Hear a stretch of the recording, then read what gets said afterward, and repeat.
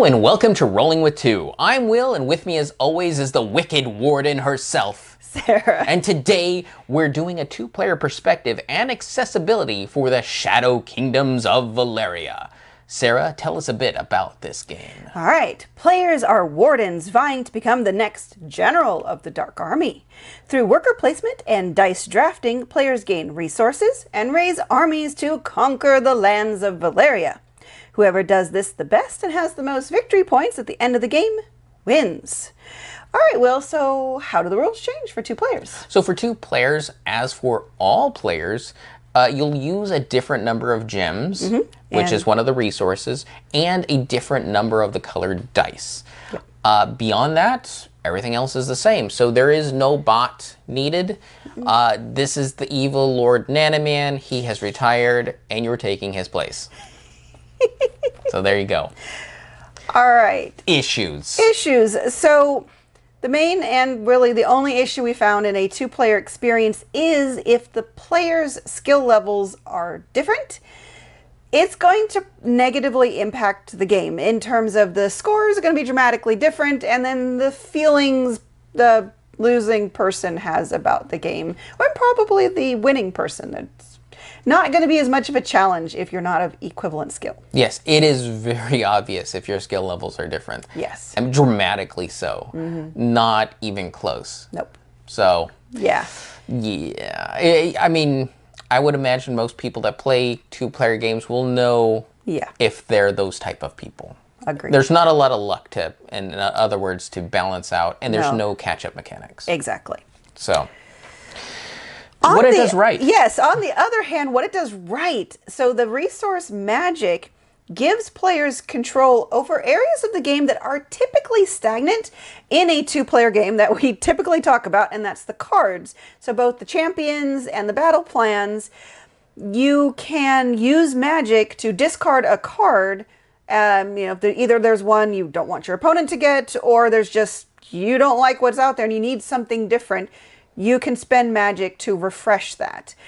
And that's great because, again, like we've said, there's other games where it's obvious that they didn't play it as much two-player because the cards just stay the same the whole game. Yeah, and also when it comes to resetting the board, because there are going to be times at which you need to reseed the board with dice, those are the times that also the champions get completely cleared out. Right. So you don't have the stale champions rows out there, and there's 3 rows, so that's quite a few cards out there, 9 cards at any given time, and at a two-player you feel like you actually see a good chunk of the game. Yeah, it's refreshingly different. Yes. And then otherwise, that we've kind of alluded to, it's very tactical. You're going back and forth and back and forth.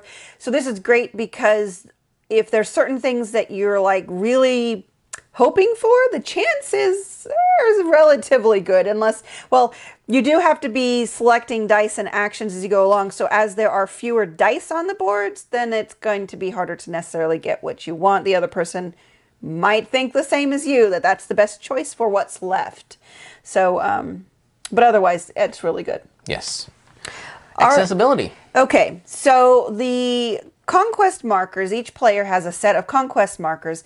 They fill up your board, locking certain abilities, but as you complete battles, you're going to move a marker from your board and put it on the map. The conquest board map. They have very, very poor graphic design. The icon on them and the background, most of them are not good contrast at all, let alone distinct. So that could be a challenge for colorblind players and those with poor vision. Most of your conquest markers are going to stay in your personal area, but some of them will get put on the awards cards. Now the good news there, you are putting them on and getting victory points right away, and then they stay there for the rest of the game. Yeah, because then they're covering up that nobody else can get those number of points. Right. So then worst case scenarios, hopefully somebody at the end of the game can give you back your markers if you really can't tell them apart from other people's markers. Yeah. Now, the bigger problem is the awards cards.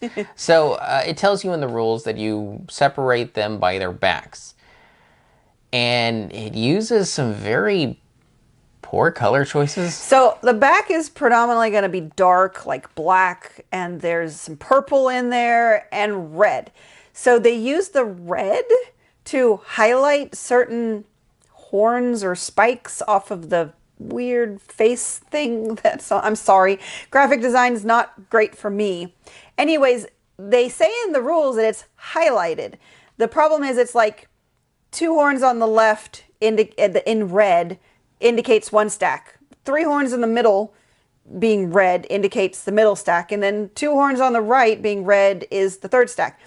But on the other hand is if you get the cards flipped upside down, they look almost the same upside down as right side up. Let's just say we got our decks mixed up. And one of our games we had, I think, 2 resource goal. From 1 stack, yeah, anyways, which we shouldn't have. Yeah. Sort them by the face. One deck is going to be everything to do with the plans. The types of battles. So Yes. there's going to be the bow and arrow, there's going to be crossed axes, and there's going to be a catapult. Yeah. So that award card is going to be specifically calling out those symbols. Right. The next one looks at your conquest boards. You have a 3x3 grid that you're going to be messing with, and it'll show you a pattern in which it covers. And now that can be rotated as Yeah. you like and flipped mirror style. But all the award cards are going to be focused on that. The last stack is everything else. Yeah, it's generally resources, having 3 gems or having so much magic or things like that. So sort all the cards by their face.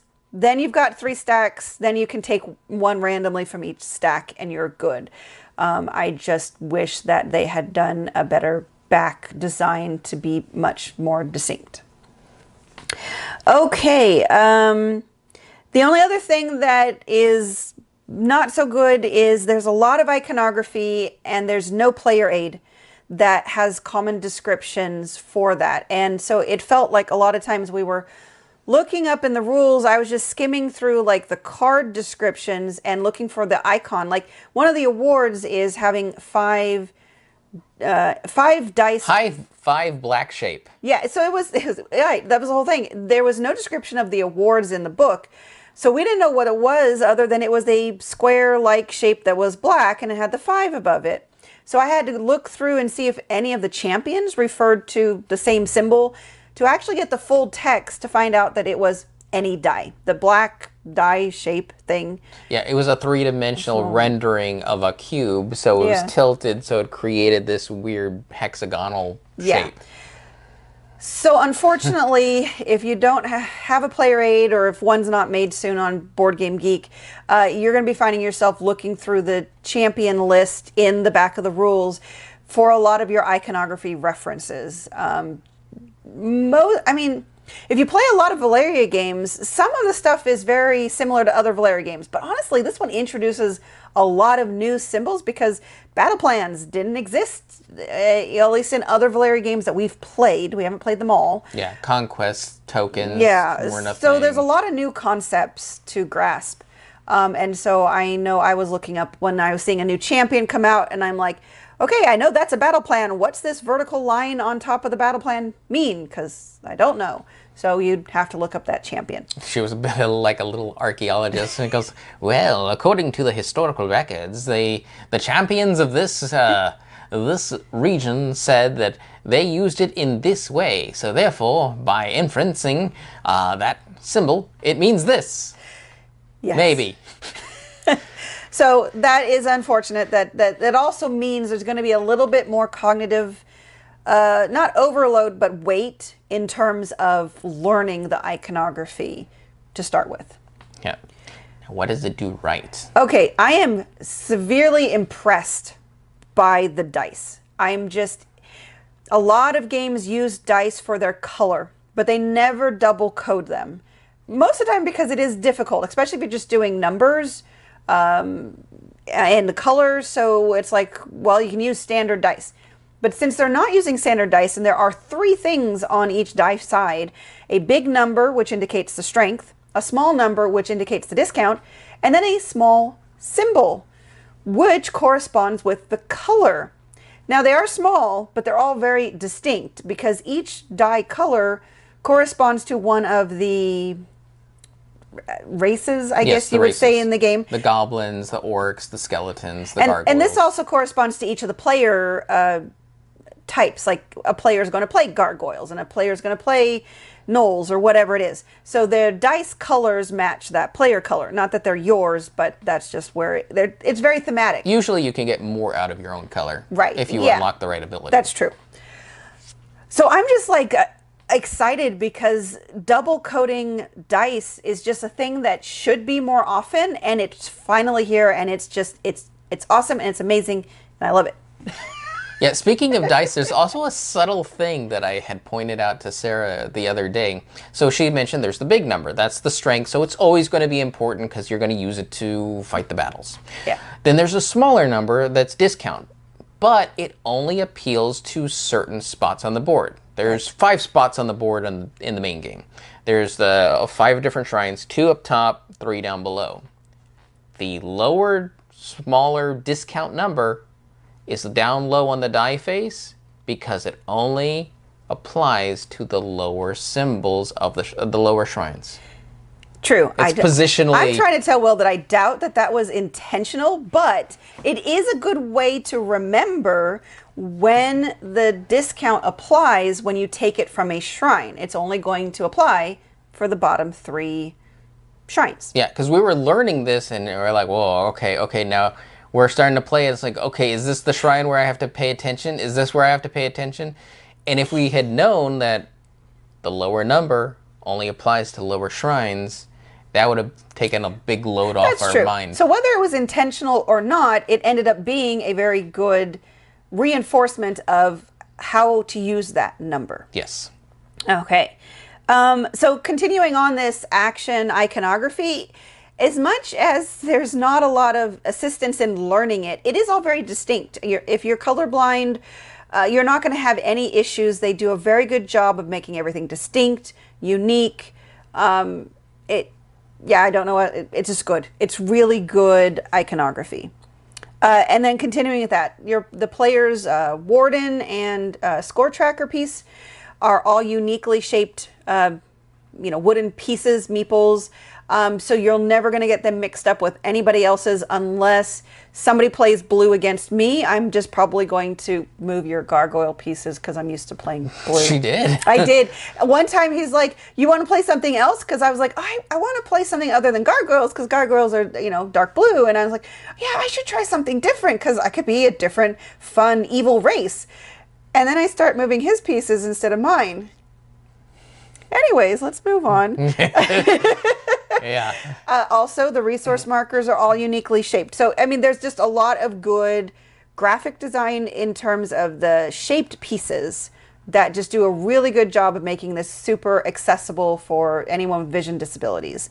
And then lastly, it's all open information. So if you do get tripped up by anything, whether it's not being able to see the difference on the conquest markers or you don't know what an icon means, hopefully someone else at the table can help you. Yes. And we're talking for the base game. Yeah. There is going to be one instance in one of the expansions that introduces something, but even still, I don't think we'll get to that. But yes. We're straight out of the box, everything's open information. Yep. All right. Conclusion.